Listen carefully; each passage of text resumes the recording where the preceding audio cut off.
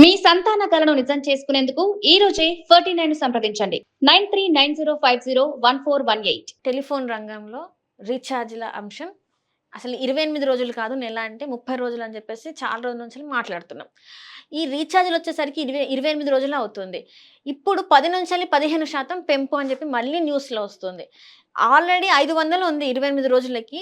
మళ్ళీ ఈ పెంపు అనేది ఎలా చూడాలంటారు? అంటే మీరు 3 జీబీ అనుకుంటా. మామూలు జీబీ అయితే 400, 385, 400, 420 ఉంది. అలా 56 రోజులకి అలా నెల రోజులకని ఖచ్చితంగా కోర్టు చెప్పినా సరే వీళ్ళు లెక్క చేయట్లేదు. ఏం లెక్క ఉంటుంది?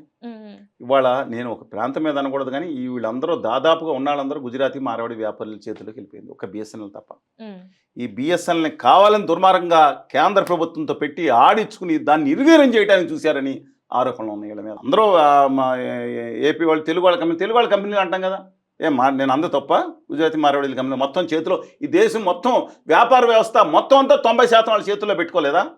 ఇవాళ నేను వీళ్ళ బాధ ఏంటంటేనండి, ఇప్పుడే వీళ్ళకి పాపం నష్టాలు వచ్చేస్తున్నాయి. బిఎస్ఎన్ఎల్ టవర్లు వాడుకుని ఇంకా సెటిల్మెంట్ కూడా చేయలేదు వీళ్ళ కంపెనీలు.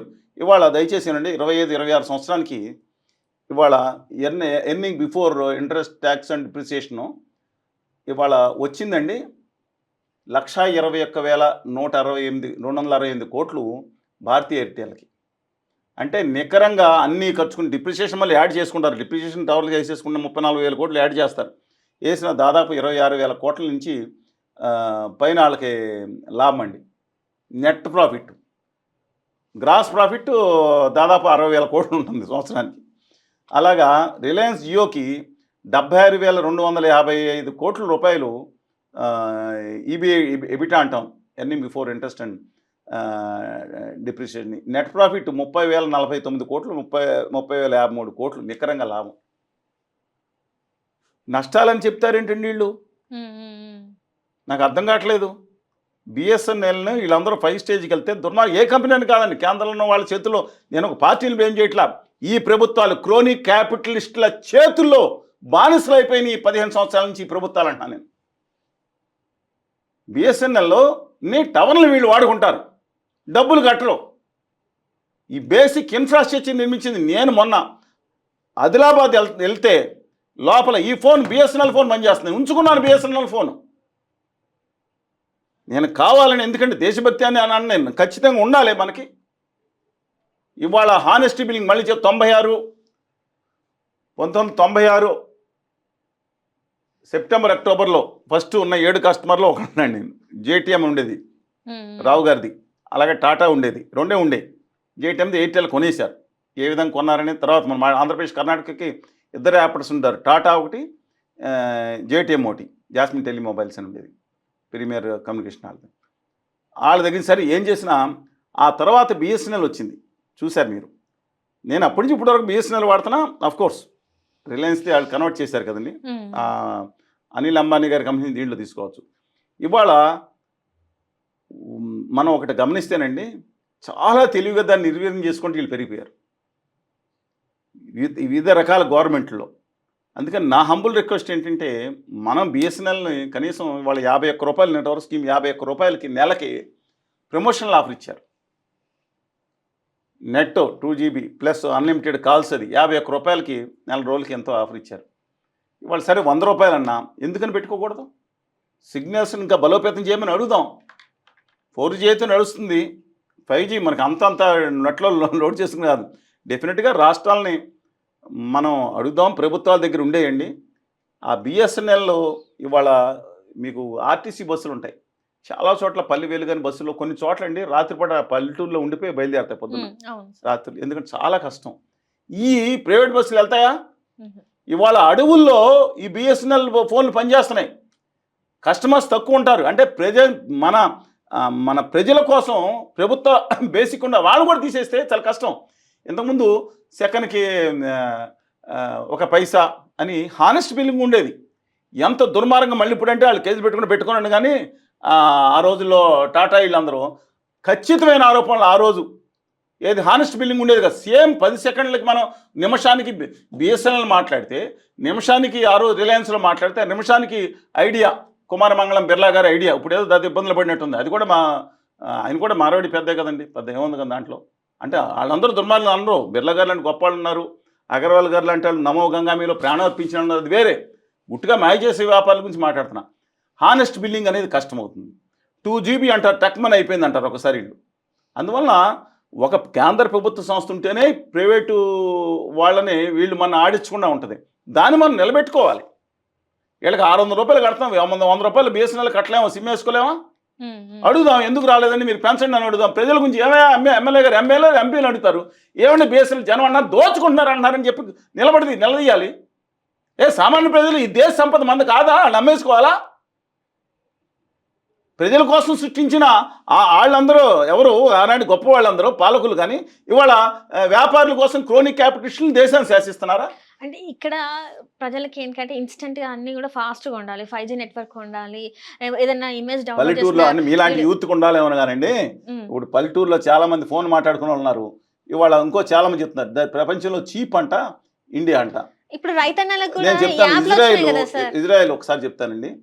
ఒక ప్రపంచంలో అతి తక్కువ 1 GB సగటు ధర 2026 డేటా ప్రకారం ఇజ్రాయెల్లో 0.02 అంటే ఒక జీబీకి 1.7 రూపాయలు.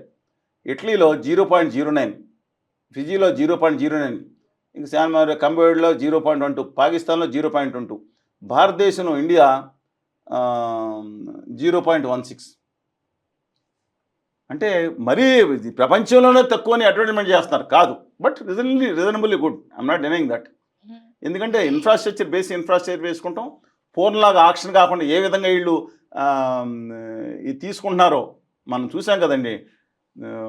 5Gలు ఆక్షన్ చేసుకుంటూ ఇంతకుముందు పెద్ద కుంభకోణం అన్నారు, ఇద్దరు జైలుకి వెళ్ళారు.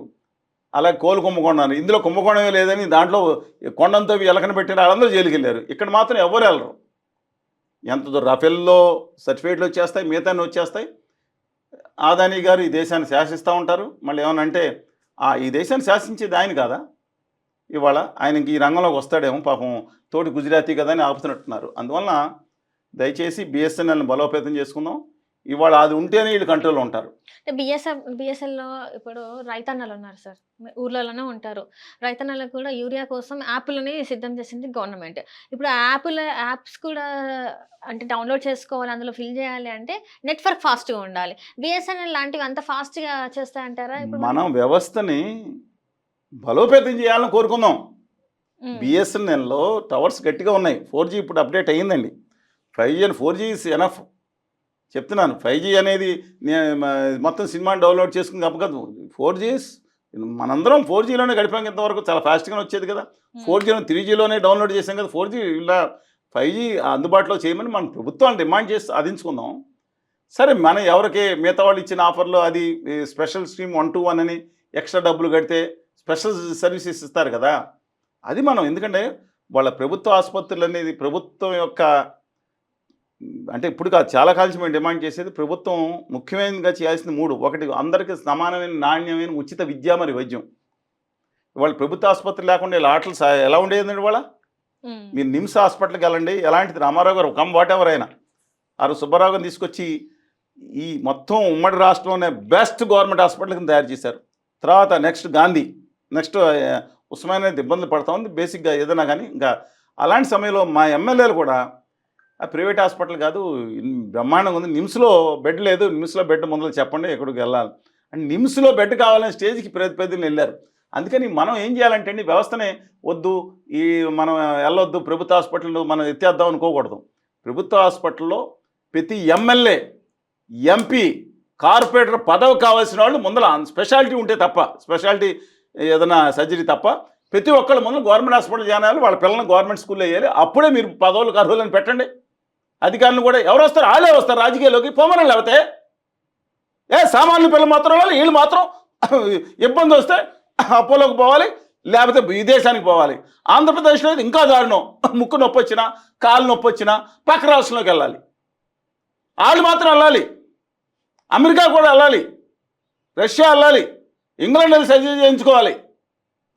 చీమ చిట్టుకుమన్నా పక్క రాష్ట్రంకి వెళ్ళిపోవాలి. చెన్నైయో మెద్రాసో చెన్నైయో బెంగళూరు హైదరాబాద్ వెళ్ళిపోయి అక్కడ చేయించుకోవాలి.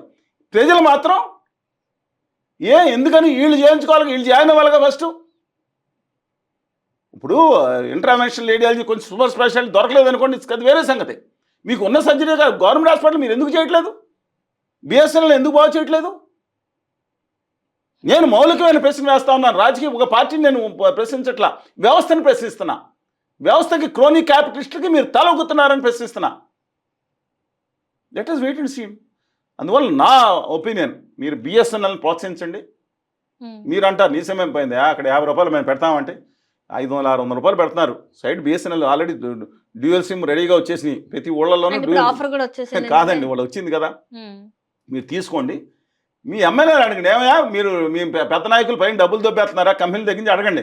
అబ్బా తట్టుకోలేకపోతున్నామయ్యా, మా వాళ్ళు అందరికీ చైతన్యవంతం అయిపోయారు, మనం జనగాం పోయినా జనం పట్టుకుంటున్నారు, అనకాపల్లి పోయినా పట్టుకుంటున్నారు, సిద్దిపేట పోయినా పట్టుకుంటున్నారు, అమ్మ ఇదేదో కష్టంగా ఉంది అని చెప్పేది జనంలో రావాలంటున్నా నేను.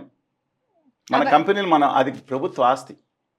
సింగరేణి గన్ అనేది దాని గురించి మాట్లాడదాం. ఇప్పుడు కృష్ణరెడ్డి గారి మధ్యన వీళ్ళిద్దరి మధ్య గొడవ జరుగుతుంది, రేవంత్ మన బట్టి గారి మధ్యన. ఎట్లా ఉందో దాన్ని ఎలా చేస్తున్నారో, విశాఖ ఉక్కు కర్మాగారం చేస్తున్నారు. అందుకని తెలుగు జాతి బిడ్డలందరూ విజ్ఞప్తి చేస్తాను, లెట్ us ఫైట్.